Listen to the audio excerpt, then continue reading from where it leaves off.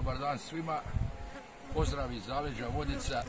Nalazimo se na obiteljskom gospodarstvu Bulat, bavimo se pčelarstvom. Naši primarni proizvodi su proizvodnja meda, cvjetnog praha, propolisa, nešto matične mliječi za osobne potrebe.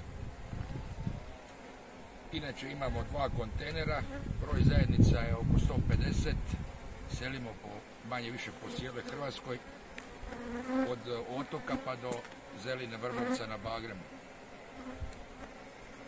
Ove godine smo već selili na Bagrem i na Kadulju. Kadulja je na otocima zadovoljavajuće prinos bio, Bagrema je bilo nešto malo manje.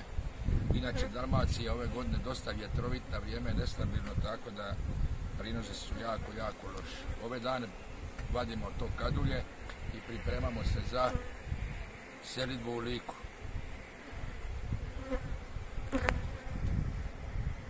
Rekao sam već, imamo oko 150 zajednica, bavi se proizvodnjom matica za osobne potrebe negdje do 100 komada u toku sezone.